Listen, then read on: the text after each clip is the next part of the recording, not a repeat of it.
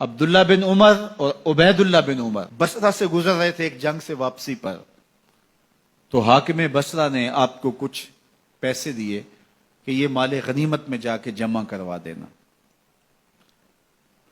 اور پھر خود ہی مشورہ دیا کہ عراق کے اندر فلاں فلاں چیز بہت سستی مل جاتی ہے اور حجاز میں ان چیزوں کی قیمت زیادہ ہے، تو اگر آپ ایسا کر لیں کہ یہ ان پیسوں سے خرید لیں اور جا کے مدینہ المنورہ میں فروخت کر دیں، تو جو زائد پیسے آپ کمائیں گے وہ آپ کے ہوئے، اور یہی اشرفیاں جو میں نے دی ہیں آپ کو، اتنی اشرفیاں بیت المال میں جمع کروا دینا۔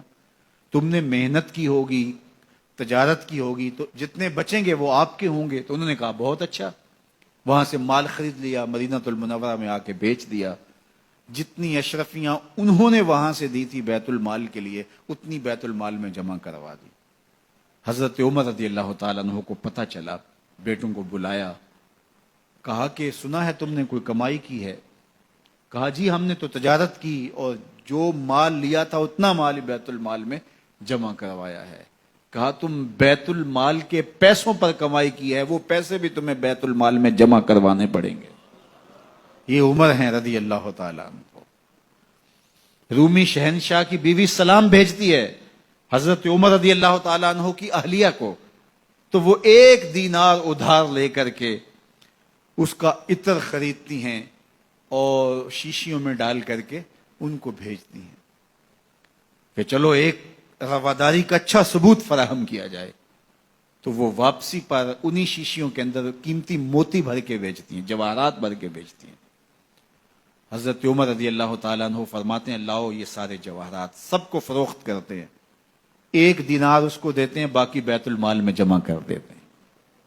تو جب اپنی زندگی اتنی محتاط ہوگی، اتنی خوبصورت ہوگی، تو پھر کس طرح کوئی گورنر زیادتی کر سکتا ہے؟ تو حضرت سیدنا عمر رضی اللہ تعالیٰ عنہ نے اپنا طرز زندگی اور انداز معاشرت اتنا سادہ اور اتنا خوبصورت رکھا کہ اس کے مطابق تمام گورنروں کو ڈھالنے کی تلقین کی۔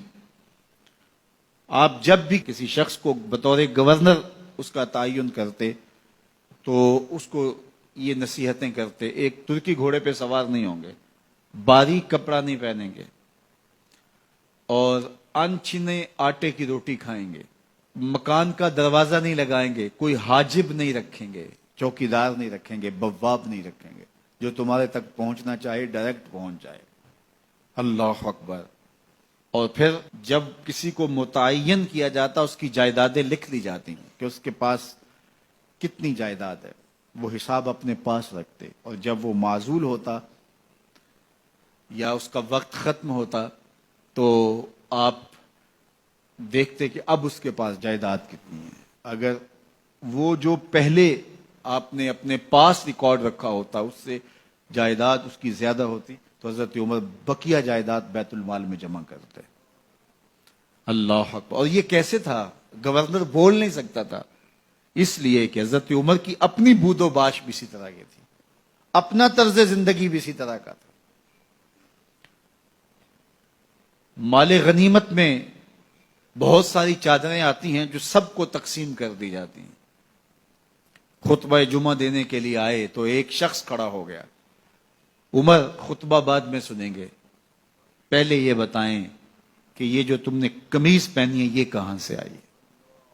مال غنیمت کے اندر جو چادریں آئی ہیں سب کے حصے میں ایک ایک چادر آئی، آپ دراز قد ہیں، ایک چادر سے قمیض نہیں سل سکتی، تو آپ کی قمیض کہاں سے آئی؟ پہلے اس سوال کا جواب دے دیجئے، پھر خطبہ سنیں گے۔ اللہ اکبر۔ آپ کے بیٹے کھڑے ہوتے ہیں، کہا ایک چادر سے میرے باپ کی قمیض نہیں بنتی تھی، میں نے اپنے حصے کی چادر بھی اپنے باپ کو پیش کی ہے۔ اس نے کہا اب سناؤ، اور ہم سنتے ہیں۔ یہ ہے حضرت عمر رضی اللہ تعالیٰ عنہ کی اپنی ذاتی زندگی۔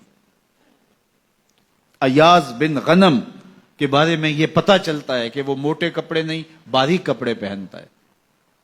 اس نے گھر کے دروازے پر بواب بھی رکھا ہوا ہے، چوکیدار بھی رکھا ہوا ہے۔ تو حضرت عمر رضی اللہ تعالیٰ عنہ محمد بن مسلمہ کو بھیجتے ہیں، محمد بن مسلمہ جاتے ہیں اور جا کے تحقیق کرتے ہیں تو ایسا ہی پاتے ہیں، تو ان کو وہیں گرفتار کر کے لے آتے ہیں۔